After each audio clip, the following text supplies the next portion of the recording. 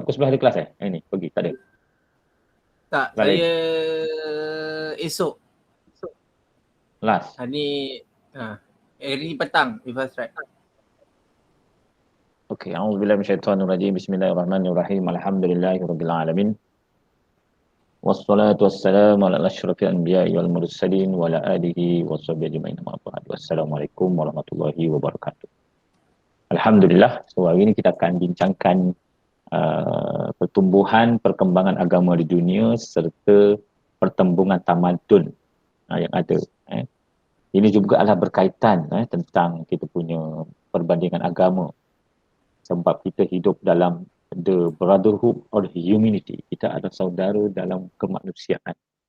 Di atas nama manusiawi, semua kita adalah bersaudara. Cuma berbeza agama. Bila saudara tu, so ada hak dia dan ada hak kita. Sebab kita adalah bersaudara dalam konteks manusiawi. Itu kena clear. Kena clear dalam pemikiran kita. Jadi kita mula dengan kitab dah Fatihah. Dah Fatihah belum benar. Kita mula dengan Al-Fatihah dan doa. Bismillahirrahmanirrahim. Alhamdulillahirabbil alamin. Arrahmanirrahim. Maliki yaumiddin. Iyyaka na'budu wa iyyaka nasta'in. Ihdinas siratal mustaqim. Siratal ladzina an'amta 'alaihim ghairil maghdubi 'alaihim waladdallin. Nawaitu ta'allumat ta'lim wa tadhakkur wa tadzakkir wa tanfu wa intifa' wa ifadatul istifad wa haisu atamasuki bi kitabillah wa sunnati Rasulillah sallallahu alaihi wasallam wa du'a ilal huda wa lidil khair bi ibtigha'i wajhillah mabadati wa qurbihi wa sawabihi insyaallah la haula wala quwwata illa billahil aliyyil azim.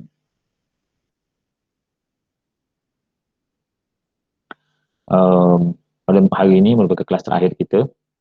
Tahniah kepada pelajar-pelajar ya semua, mahasiswa, mahasiswi yang kekal bersama dengan saya dah sepanjang 14 kali pertemuan. Kita minggu depan hari Senin, exam kita pukul 2.30. Jangan ada yang terlupa, ini exam penting ni. Sebab ada di kalangan kita, dia jumpa saya, dia tak jumpa lah, dia masa Ustaz, saya terlupa lah kita ada kuis. Kita 6 kuis, 4 kuis tertinggal. Sudah. 4 kuis tertinggal bermakna 20 markah hilang. 20 markah hilang, maksimum markah anda 80 je. Okay, 80 tu boleh A je lah. Yang penting semua full mark lah. Presentation apa semua. So kena alert kita ingatkan. So yang macam ujian-ujian kuis-kuis tu semua dah tak boleh ulang balik. Jadi kalau ada masalah nanti, markah yang terlalu ni nanti kita kena buat plan C, D dan E.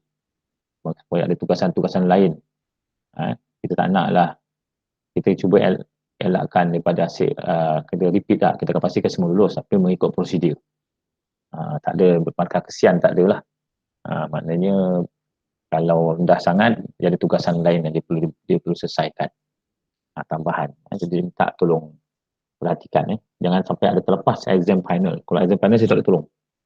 Di mana dia kena buat exam, repeat exam. Jadi hari ini kita akan bincang pertumbuhan perkembangan agama dunia serta class of civilization, iaitu pertembungan tamadun. Ini semua berkaitan dengan perkembangan agama dan membina tamadun. Agama itu membina tamadun dan membina jati diri, akal budi, cita diri sesuatu bangsa. Dan apabila berlaku pertembungan antara keduanya, macam nak buat? Sebab apabila kita dalam era globalisasi, kemampuan globalisasi kita ada sempadan. Dunia ni tak ada sempadan. So kita kena bergaul dengan orang Hindu, kita kena bergaul dengan orang Cina, kita kena bergaul dengan orang Buddha, kita bergaul dengan orang Kristian, kalau kita bergaul dengan orang Yahudi. Sebab kita nak berniaga, kita nak buat diplomatik, kita nak menjaga keamanan. Kalau kita jaga keamanan kita je, tak jaga keamanan orang lain, masalah. Nanti negara akan merebak kepada kalau kita jaga keamanan, kita jaga keamanan semua. Kalau kita jaga negara kita selamat, kita tak bantu orang Islam di selatan Thailand dan selatan Filipina, nanti berlakulah pencolekan, pembunuhan di sekitar dan mengganggu kita. So, bila kita nanti kita kena berkawan dengan kerajaan Buddhis yang ada di Thailand supaya orang Islam di sana Thailand juga akan aman, hidup aman makmur. Kita berkawan dengan baik dengan pimpinan Kristian di di Filipina supaya orang Islam Moro juga terbela. Jadi ini dipanggil the clash of civilization. Kita kena jaga. Jangan kita terlalu rasa seronok kita di Malaysia dah best ni, Malaysia ni dah aman makmur. Jangan tuan-tuan. Kita ada saudara-saudara kita yang lain di tempat lain yang perlu juga hidup aman damai. Dan juga apatah lagi golongan-golongan yang terinyaya. Memanglah kita rasa bahawa Islam adalah agama yang paling terinyaya di dunia ini. Kita melihat orang-orang Islam di Augur, di Turkistan Timur, iaitu di antara sempadan Mongolia dengan kawasan Eropah sana, di mana orang-orang Augur, orang-orang Islam Augur tidak diberikan hak untuk melaksanakan ibadahnya oleh kerajaan Cina. Maknanya dia nak puasa tak boleh, nak sembahyang tak boleh. Akhirnya mereka lari ke Malaysia meminta saukur politik. Jadi kita kena lihat, kalau tidak akan berlaku masalah. Begitu juga pemberontak-pemberontak yang lain kan, yang daripada Tamil Ilm katakan, itu orang Hindu.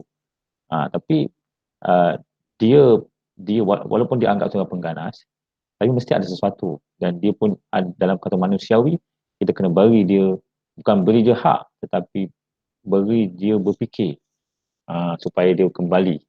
Begitu juga orang-orang di negara-negara yang lain, di apartheid di Afrika Selatan dulu, dan juga di mana di kawasan-kawasan Balkan, terutama orang Islam di sana. Tapi lately ni orang Islam lah yang banyak terinyaya. Mungkin orang kata sebab kita ni baik sangat, kalau kita nak mempersaudarakan semua, tapi orang tak nak kawan dengan kita pun. Ketahuilah bahawanya seorang cendekiawan Kristian telah menjelaskan bahawa agama yang paling benar yang ada padanya benar-benar agama ialah tinggal Islam je. Islam dia tinggal yang benar-benar agama ini, pegangan anutan yang membawa keselamatan. Agama-agama lain ini, anutan dan sebagainya, maknanya penganut-penganut dia tidak mengamalkan, bahkan yang ada benar ialah emosi dan perasaan, dia tak membawa pun aliran agama mereka. Itu menjadi macam-macam berlaku, seperti apa yang berlaku di orang Rohingya di Burma, apa yang berlaku pada orang-orang Islam di selatan Thailand, di selatan Filipina, apa berlaku pada orang Islam di Balkan, begitu contohnya, apa berlaku pada orang-orang Islam di Somalia, contoh kalau kita cerita bab Islam lah. Tapi orang Yahudi kata dia yang paling terinyaya, satu dunia marah dia. Tapi kita lihat setiap orang mempunyai persepsi yang berbeza.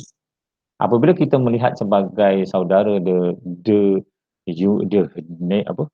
brotherhood of humanity, kita adalah saudara dalam kemanusiaan, dan kita nak semua orang tahu perkara tersebut.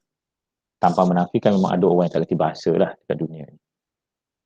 Kita hanya sepintas saja tentang perkembangan ini. Okey, tak banyak slide dia, sikit dia. Kita dapati dalam peristiwa ini ialah orang Islam ni, penduduk dunia ada 7.3 bilion dan 21.01% saja Muslim. Muslim ni termasuklah dalamnya ada Syiah, termasuklah agama Qadiani, Ghulam Khan,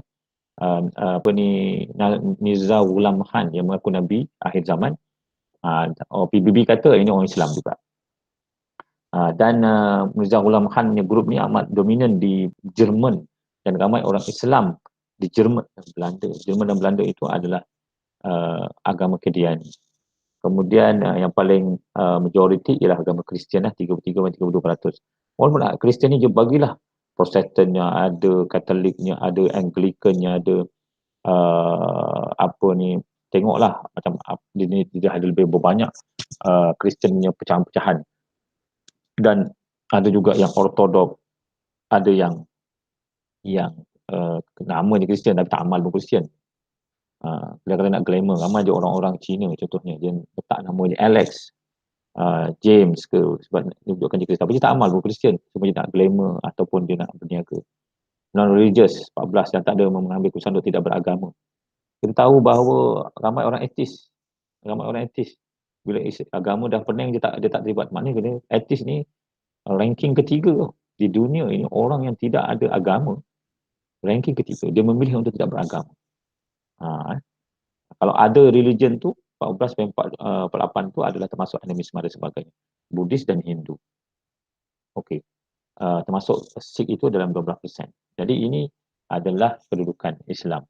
So, kalau kita dapati bahawa maknanya suka tak suka, nak ke tak nak, kalau kita nak hidup aman damai, makmur dengan mengamalkan Islam dengan sebenarnya, kita kena mengiktiraf orang-orang Kristian, orang-orang tidak beragama, orang Hindu dan Buddha ini sebagai rakan segenegara atau warga negara dunia ini, dan mereka ada hak mereka untuk hidup dan mereka ada cara mereka untuk hidup. Kita hormati, bukan kita muliakan, kita hormati, dan mereka juga kena hormati prinsip-prinsip Islam. Baru hidup di dunia ni akan aman. Jangan kita minta orang hormat kita je, kita tak hormat dia. Dan kalau kita tengok pula dalam konteks tahun 2019, perkembangan agama di dunia, ini je lebih detail lah. Perkembangan ni kita tengok sebenarnya yang paling tinggi ialah agak Sunni lah. Sunni, Islam Sunni. Jadi Islam Syiah ni, Islam Syiah ni ada juga, tapi dia dipecahkan ke agama Hindu, Kristen Roman Katolik, Kristen Protestan, Kristen Eastern Orthodox. Jadi, kalau Kristen ni campur, dia memang nombor satu lah. Tapi bila Islam ni dia hanya dua saja, Sunni dan Syi'i.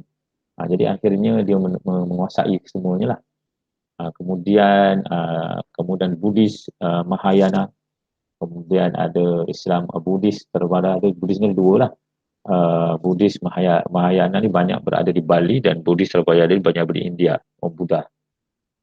Agama Shinto, Kristen Anglican, Sikh, Taoism, Buddhis Orthodox. Buddhis Orthodox ni adalah orang-orang Yahudi yang ortodok. Ada orang jadi moden, jadi yang ortodok ni yang lama lah. Kemudian Konfusianisme dan Bahai. Ini adalah kedudukan agama-agama yang ada di dunia ini. Dan ini merupakan sepadan negara dia. Kita tengok negara dia. Negara yang dengan agama dia, kalau warna hijau ni agama Islam. Kalau orang Buddhis, monopoli di mana? Rata-ratanya mereka akan monopoli, dan juga mereka akan berada dalam negara-negara mereka lah. Kristian kita berada di Eropah, Afrika Selatan dan juga Amerika, sementara kita berada di pada timur lah, di timur, di barat, Asia Tenggara, serta kita berada di Arab, negara Arab dan juga Balkan dan sebagainya. Ini di antara majoriti orang Islam. Di sini kita tengok, di sinilah kita nak meneroka, kita nak kawan dengan mereka. Kalau kita nak buat perdagangan yang lebih besar, kalau kita pergi ke negara-negara yang di Eropah, maka persilatan kita harus berbeza sebab kita nak berniaga. Berbeza kita berniaga dengan orang Islam sama Islam. Tapi kita perlu cross country. Kita jangan kita dengan kita je. Kita kena kawan dengan orang bukan Islam ni dalam konteks perniagaan ni. Dalam konteks hubungan diplomatik dan sebagainya untuk keselamatan dunia. Okey. Dan ini adalah dia punya pembahagian yang BBB bagilah, iaitu Abrahamic. Abrahamic ini ialah agama-agama yang berasaskan Nabi Ibrahim. Mereka terimalah Bahai, Kristian, Islam, dia terima sebab Bahai kita tahulah pecahan di mana. Kemudian yang diasaskan di bumi India, yang diasaskan di bumi Iran, yang diasaskan di Asia Timur, dan agama-agama moden pada hari ini. Ini adalah contohnya lah. Okey, tak apalah, ini ada dalam buku kita. Dan cabaran utama agama dunia ini ialah, kalau merujuk pada orang Islam sendiri, isu pemakaian tudung, pengganas dan aurat untuk orang Islam. Ini adalah perkara-perkara kita kena tahu. Pertembungan budaya yang ada apabila mereka tidak memahami seseorang. Man jahala syai'an fa'adahu. Apabila dia tak tahu, maka dia akan memusuhi. Dia tak tahu kenapa orang Islam pakai tudung. Dan mereka memusuhi orang pakai tudung ini. Ada orang pakai tudung meniru lah. Dia kata orang pakai tudung ni, kita tidak memberi kebebasan pada perempuan dah. Macam mana kita jawab perkara ni supaya dia tidak menjadi pertembungan tamadun yang membawa kerosakan. Aurat kan, ada aurat. Aurat ni memang Islam lah. Yang lain dia kata tak ada aurat kan, tak ada istilah aurat. Kata nak buka ke nak apa dunia dia, sebab kata ini adalah tubuh badan saya berhak untuk memilih cara saya menguruskan tubuh badan saya. Sebab dia tercabut dengan akidah. So, ini kena clear. Bila isu pengganas, orang Islam ni sebagai pengganas. Apabila dia ceritakan tentang perang jihad contohnya, apabila logo orang Arab tu ada mesin pedang, kenapa misalnya logo pedang kat situ? Sebab itu adalah pengganas kata dia. Macam mana kita jawab soalan ni? Yang kedua, isu mencukur dan memotong rambut bagi orang Sikh yang menjadi bahan tertahu pada semua orang, termasuk kita ketahukan orang Sikh juga. Dia adakah itu cara yang betul? Kita tahu sebab kita tak tahu kenapa orang Sikh buat macam tu. So, kita tanya. Isu bertukar agama dalam budaya Cina. Orang Cina dia agama ni macam-macam ada, tapi budaya dikekalkan. Jadi walaupun dia Islam, dia masih pergi rumah saudara Islam dia untuk menyambut tahun baru Cina. Boleh ke tak boleh? Begitu orang Kristian, Cina Kristian, dia sambut dua lah, agama Kristian pun sambut, budaya orang Cina pun sambut. So bagaimana kita nak berdepan dengan masalah dan bagaimana kita nak tahu. Tapi kalau mereka yang tidak agama ni tak kukuh ni, dia memang dia tak ada masalah, boleh campur semua orang. Tapi dalam Islam ni kita lakum dinukum waliyadin, kena tahu perkara ini supaya kita ada sempadan dan hak dan batas yang kita perlu lakukan supaya dia tidak merosakkan diri kita akhirnya nanti kelak. Okey, terusnya isu kebebasan agama dalam agama Shinto. Agama Shinto ni orang Jepun ni dia tak boleh tukar agama. Sebab tu orang Jepun dia susah nak masuk Islam, Kristian ke lain. Sebab dia kalau dah agama dia dah bertuhankan maharaja dia, sebab tu dia buat harakiri, dia boleh kena bunuh diri. Cara kalau dia tak boleh tengok kiri kanan, katakan dah dia takut ni, maka dia bunuh dirilah sebagai kematian yang mulia daripada dia masuk Islam contohnya, atau dia masuk Kristian. Sebab tu di Jepun tu susah nak cari agama orang Islam di sana sebab perkembangan budaya pula. Orang Jepun kata dia lebih bersih daripada orang Islam. Takkan aku nak masuk Islam?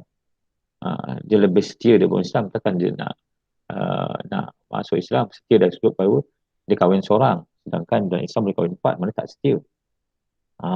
Itu contoh.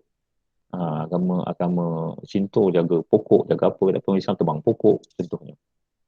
Hindu Buddha. Jadi dalam agama Shinto memang tidak bebas untuk beragama lain. Yang kedua, isu kefahaman agama dan agama Hindu. Berapa ramai di kalangan orang-orang Hindu pada hari ini yang sebenarnya dia tak amal agama Hindu. Anak-anak muda contohnya. Dia dah mula melihat apa yang dinyatakan oleh padri sami-sami dia ada satu yang tidak masuk akal. Dan akhirnya mereka hanya tak nak gaduh dengan opak. Dia kata dia agama Hindu tapi tak mengamal pun agama dia sendiri. Dan bahkan dia longgar. Untuk dalam agama Hindu, kalau nak pilih isteri, suami, dia kena tengok almanat. Almanat ni satu buku. Tengok tahilal suami, bakal suami bukan isteri, sesuai tak dia jadi suami isteri. Jadi hanya sami yang ada buku tu dan dia boleh kata tak boleh. Jadi budak-budak muda marah lah kalau dah puas bercinta, nak kahwin, jumpa sami, tengok almanat, tak boleh. Bengang lah. Jadi itu yang akhirnya mereka longgar agama. Itu adalah agama Hindu. Isu kelonggaran agama dan agama Buddha pun sama juga. Sebab mereka dah jadi amal-amalan biasa tapi mereka ada amal-amalan lain.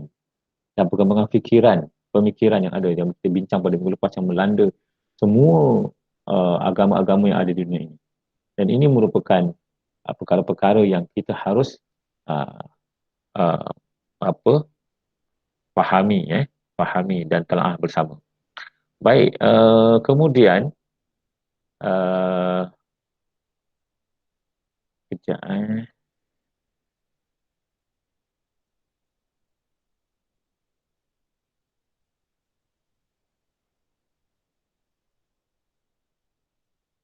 Okey, kita pergi slide yang terakhir. Okey, sebelum soal jawab.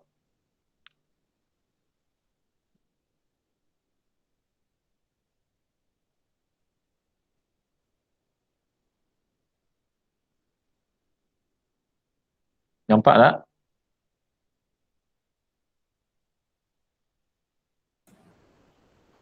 Nampak Ustaz? Betul? Betul. Nampak. Pertemuan tamadun, Clash of Civilization. Dahsyat dah hantar. Okay. Tu Ustaz. Jangan bunyi lebih-lebih Ustaz. Pertembungan tamadun. Apakah yang ditulis dalam konteks Simula Huntington? Pertemuan abad 21 ialah pertemuan budaya dan tamadun. Dua kata, budaya dan tamadun. Tuan dan puan. Tapi bila abad ke-22 ni nampak gaya dia dah lain sikit. Dengan teknologi 3G, masa penulisan ini, masa ni teknologi 5G tak ada lagi. Teknologi blockchain tak ada lagi. Yang membawa kepada digital dan tidak ada pandemik yang bernorma baru. Dan saya rasa The Clash of Civilization ini boleh kita baca tetapi harus terjemahkan dalam konteks hari ini dengan norma-norma yang baru. Bagaimana pertembungan budaya. Dulu pertemuan budaya sebab kita jumpa face to face. Sekarang ini kita jumpa secara alam maya. Orang bukan agama, lain agama apa semua, bukan alam maya masing-masing di sini. So tak ada sentuhan, tak ada apa. Macam mana keadaan dia? Mesti juga berbeza. Bila kita buat international webinar contohnya. Dulu itu tak ada webinar. Dulu international semua kena kumpul. Jumpa, makan sekali, minum sekali kan. Jadi penganjur terpaksa fikirkan makanan yang halal, makanan yang tak orang kalau peserta ada orang India tak boleh bagi makan daging lembu. Jadi kalau dah sekarang ni semua online, dia dah tak terlibat benda tu. Jadi apa pula yang berlaku?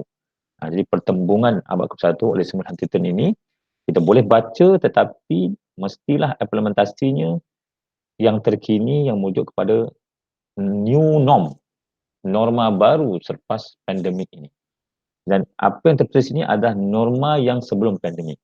Dan mungkin ada perkara-perkara yang tidak relevan lagi.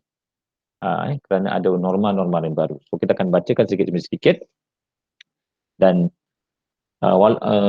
walaupun mungkin dia tak keluar periksa, tetapi sebagai bakal guru, anda kena tahu perkara ini. Okey. Budaya adalah tingkah laku sosial dan norma yang terdapat dalam masyarakat manusia. Ini budaya. Budaya orang Melayu, budaya orang Cina, budaya orang Hindu, budaya orang India, budaya orang putih. Ini budaya-budaya. Tingkah laku sosial. Maknanya satu tingkah laku yang jadi set kepada sosial masyarakat tersebut. Bagaimana selalu kita tertanam dalam negara kita, contohnya minta maaf, walaupun sepatutnya salah, tapi dia sudah jadi budaya. Kata orang kalau tidak menipu itu bukan Cina. Itu contoh-contoh kan kita tengok. Kalau bukan membelit tu bukan orang India contohnya, cakap berbelit-belit. Ini satu budaya yang telah diletakkan pada mereka oleh orang lain. Begitu juga dalam orang Islam ni, dia cerita tentang pukul isteri, ditinggalkan isteri, kahwin 4. Ini budaya-budaya yang ada dalam masyarakat kita yang dilihat oleh masyarakat lain sebagai nilai-nilai negatif. Dan yang ini yang mempengaruhi. Dan juga agama mempengaruhi tingkah laku sosial. Sebelum Islam datang ke alam Melayu, alam Melayu, catatan yang ditulis oleh pelayar-pelayar barat kan, dia suka datang. Dia kata dalam tulisan dia, Melayu ni dia tulis sebagai the creature of lower order. Orang Melayu dikenali sebagai the creature of lower order. Makhluk serendah-rendah kejadian. Kerana apa? Kerana budaya pada masa itu ialah orang-orang masyarakat haruslah bekerja untuk raja, di mana raja atau ketua akan pungut cukai dan akan mengenyangkan raja yang duduk di singgasana. Jadi bahasanya ialah orang Melayu ini seperti kasut, seperti selipar. Yang di atas dipijak orang, yang di bawah ditusuk duri. Maknanya ada orang tengah, orang-orang samsing yang menguasai, yang dikatakan sebagai orang tengah kepada tuanku, tapi rupanya dia samsik, dia pungut untuk tuanku pun dia, untuk diri dia pun dia juga.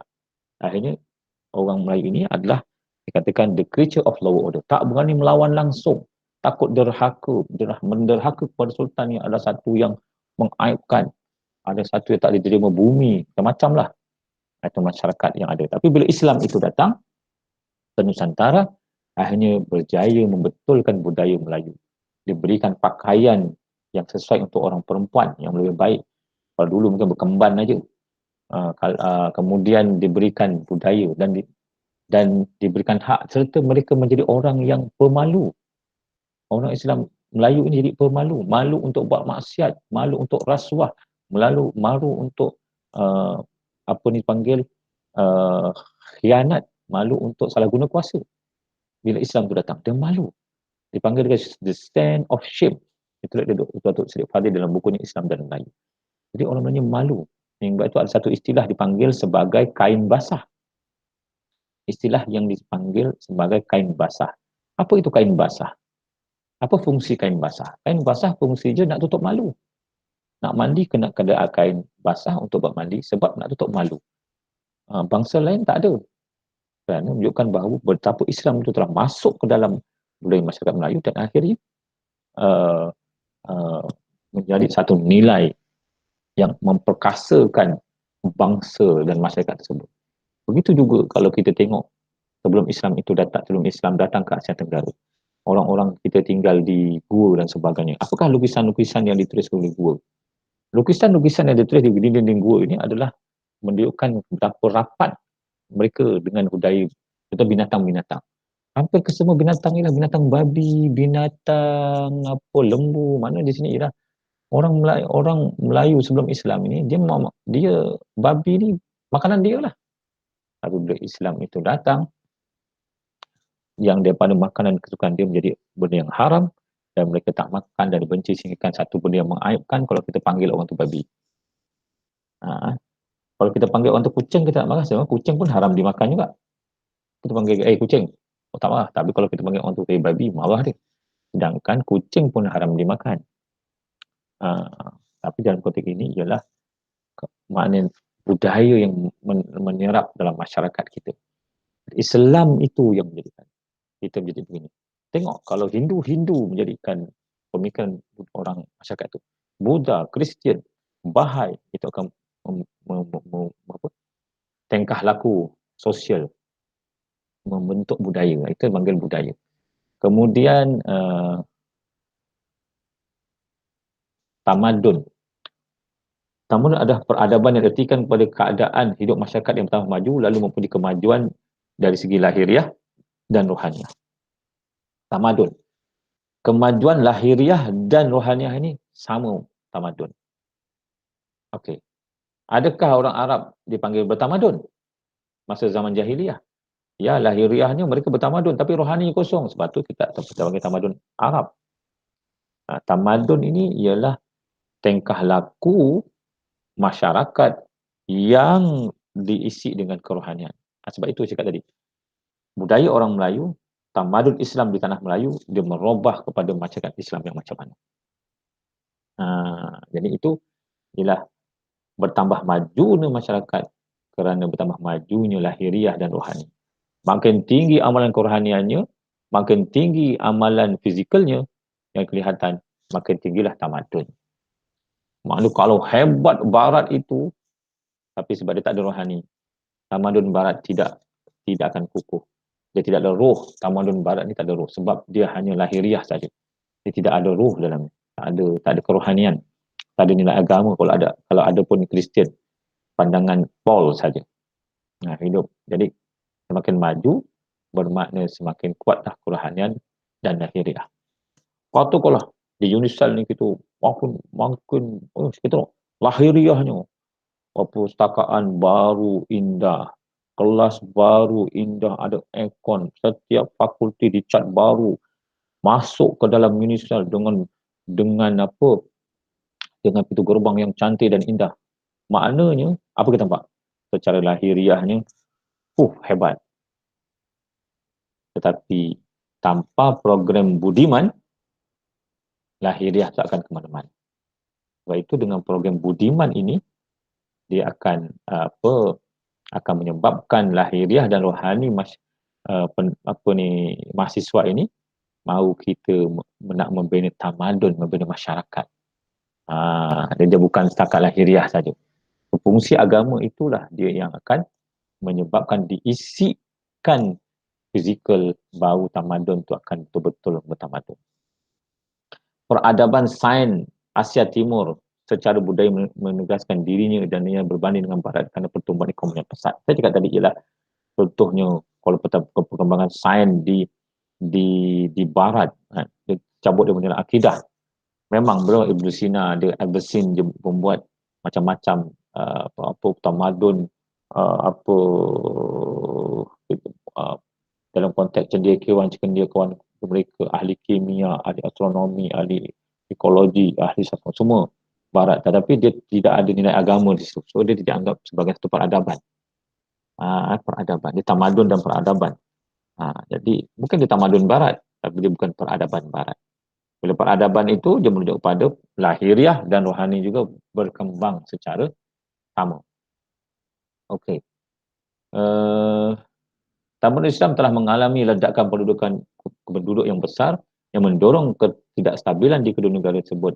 Yang disebabkan Islam di mana dalam ini dan feudalisme pergerakan menjadi semakin perlahan. Saya nak beritahu bahawa apabila berlakunya pertembungan dalam tamadun Islam, terutama kita bersempadan dengan negara yang bukan Islam, maka berlakulah ketidakstabilan. Kerana apa?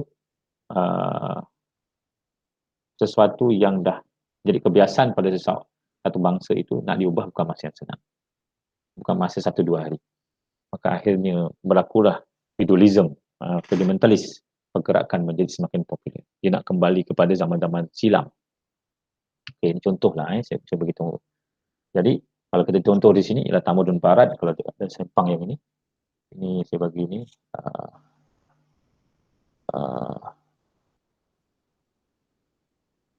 merah. Di antara tamadun barat dan tamadun timur. Jadi tamak kedua tamadun merentas isu agama, budaya serta tamadun dalam menguasai dunia melalui kekuatan ekonomi. Jadi kalau nak cakap ekonomi dia tak ada tempat lain. Kita lihat apa yang berada di Dubai. Dah macam negara barat dah Dubai ni. Kalau tengok di Dubai. Jadi adik-adik saya ada buka restoran di Dubai. Jadi kata dia kalau ada seekor lalat dia kat kedai restoran dia akan didenda 10,000. Jadi nak jaga kebersihan, tetapi dalam konteks Islam memang nak jaga bersih, tapi dia keterbukaan itu menjadi orang barat datang dan macam negara barat bukan situ. Ini dipanggil tamadun timur dan tamadun barat, dan isu yang merangkumi kita ialah ke ekonomi. Macam mana kita nak menangani pertembungan tamadun barat dan timur yang diasaskan oleh agama.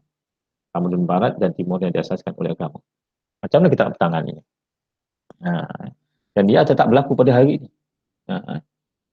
Tamadun barat contohnya Amerika Syarikat, Eropah didasari oleh agama Kristian dan Yahudi dan orang yang tidak beragama.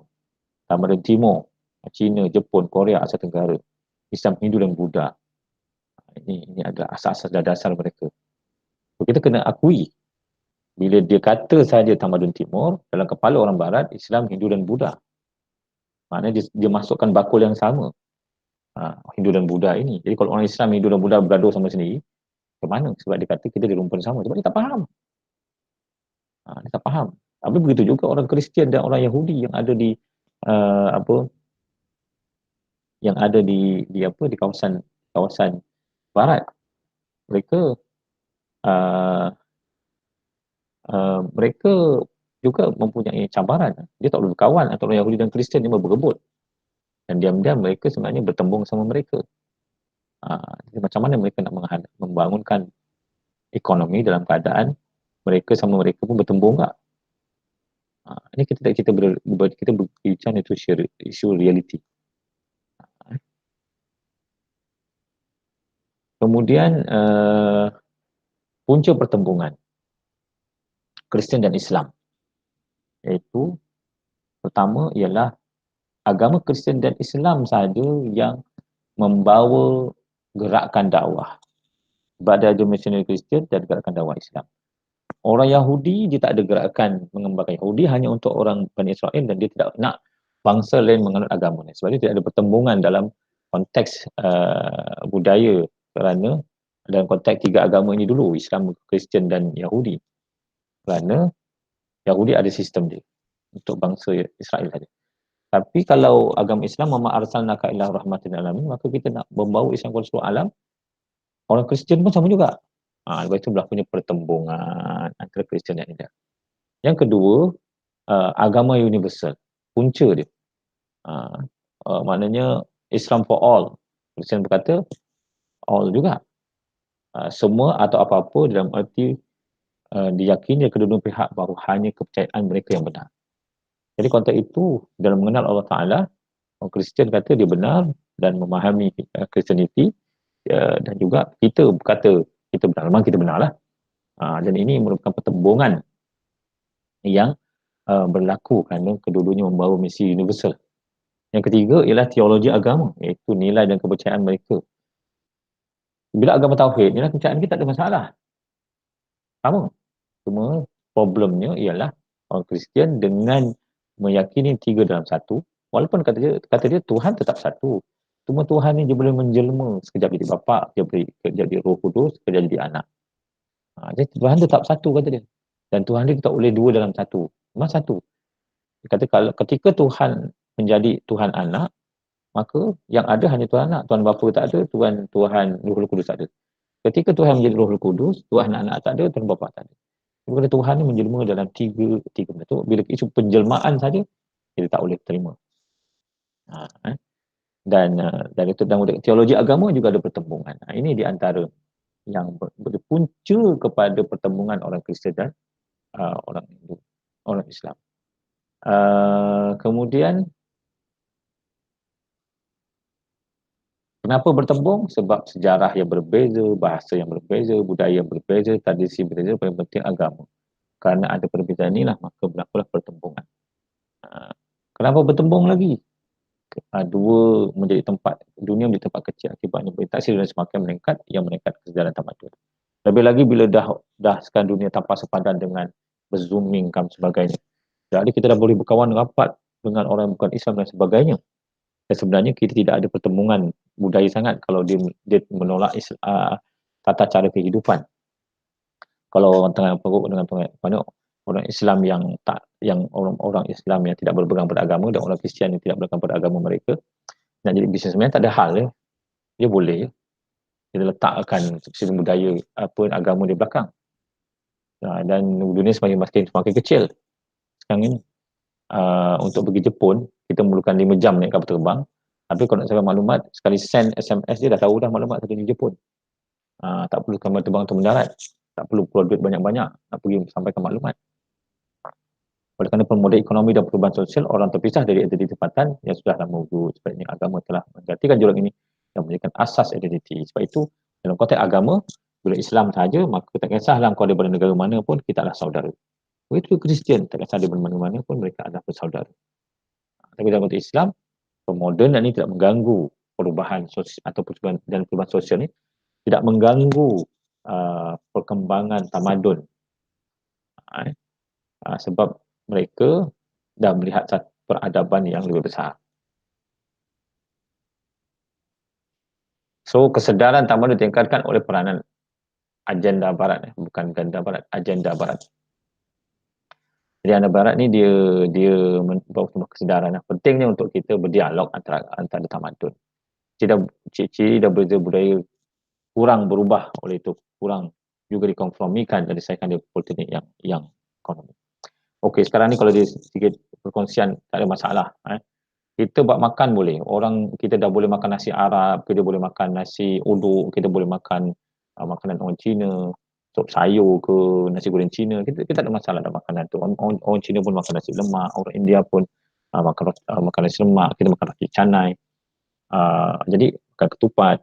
Jadi dalam konteks budaya itu, kalau dalam makanan, boleh kompromi. Sekarang ni tak ada masalah. Kita keluar negara pun kita boleh makan orang Thailand punya, orang ni yang penting halal lah. Jadi ciri budaya dapat dikurangkan, tapi yang banyak menjadi pertembungan ialah politik. Jadi politik. Tapi kalau politik itu ada politik mix, tak ada masalah.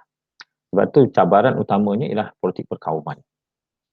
Jadi maknanya kalau dalam konteks pembinaan parti politik pada masa akan datang ialah jangan diteraskan pada agama atau pada kaum, kerana dia akan mempertajamkan lagi pertembungan budaya.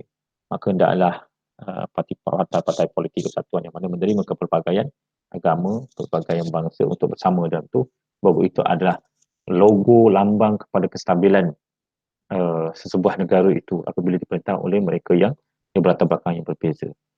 Kalau dia pada latar belakang yang sama, maka dia akan mudah berlaku penyelewengan. Dah sama-sama penyeleweng.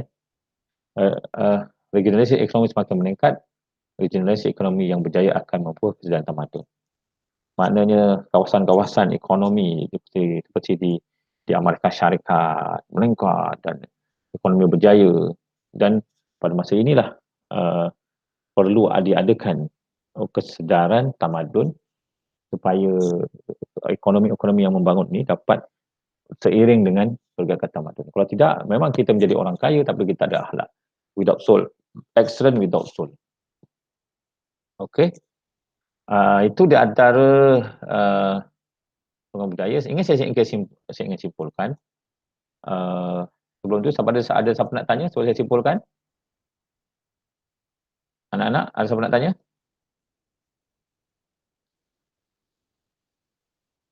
Tak ada, Ustaz. Tak ada?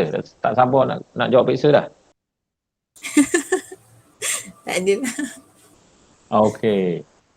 Jadi, ini adalah pertembungan budaya kita. So, saya ingat itu di antara perkara yang perlu pada konteks kita faham. Saya ingin simpulkan sebelum kita perbincangan santai sempena peperiksaan lagi, bahawa perbandingan agama yang kita pelajari pada hari ini amat berkait rapat dengan pertembungan budaya, kerana budaya satu bangsa masyarakat itu ditandai oleh kekuatan mereka memegang pada agama. Kalau dia longgar beragama, longgarlah budaya dia. Kalau kuat agama, kuatlah budaya dia. Tapi agama apa? Agama apa? Dalam konteks ini, bila kita nak maju ke hadapan, nak menjadi orang Islam yang progresif, moderate, kita kena bersedia untuk berinteraksi dengan orang-orang bukan Islam. Sekaligus berinteraksi dengan budaya-budaya mereka. Berinteraksi bukan mengikut. Katakan budaya je minum arak, lepas berjaya satu bisnes, kita ada minum arak. So, macam mana? Jadi budaya itu kita menghormati dia tapi kita tak minum arak. Ataupun kalau dia hormat kita, dia tak akan buat perkara tersebut. Kalau dia buat pun dia sama dia je. Kalau dia hormat kita sebagai rakan kongsi dia tahu kita orang beragama. Contoh. Pentingnya supaya semua orang tahu, jadi tahu pantang larang. Okey, sekarang ni masyarakat kita adalah multiracial, berbagai agama. Kalau sekolah agama semua Islam. So bukan budaya dia berbeza. Kalau multiracial, berbagai agama, so cara berfikir beza, cara menangani beza. Yang penting ialah nilai agama itu tetap menjadi asas walaupun namanya dah berubah. Sebagaimana yang saya kongsikan minggu lepas tentang Sunan Ampel. Sunan Ampel dalam apa dia menjadi penasihat kepada Majapahit. Dan dia membuang istilah Islam itu, dia tukar kepada bahasa Jawa. Tak ada masalah.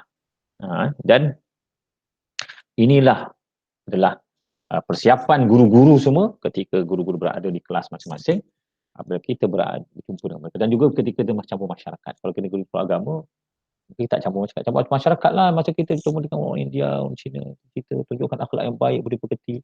Dan kita kalau berbual tentang agama pun jangan kacau tentang akidah mereka. Kita apa yang kita boleh buat bersama untuk membangunkan masyarakat. Derma darah, tak apa masalah derma darah. Takkan derma darah pun ada masalah. Kafir ke kalau derma darah? Darah apa program itu dilakukan oleh orang Buddha, Satuan Buddha. Kalau kita datang nanti maknanya kita menyembah berhala dia, tidak. Bila derma darah, tanam pokok katakan. Bantu orang banjir.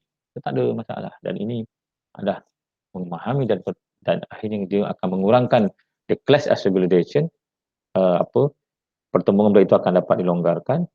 Jadi akhirnya boleh hidup bersama, ta'ayush, hidup damai bersama Ada orang susah, orang letak bendera putih kita bantu. Tak kisahlah orang Islam ke bukan Islam kita bantu. Ini bukan Islam lah, kita biarlah dia mati. Tak boleh. Kita adalah brotherhood of humanity. Kita adalah saudara dan konteks manusiawi. Okey? Ada soalan?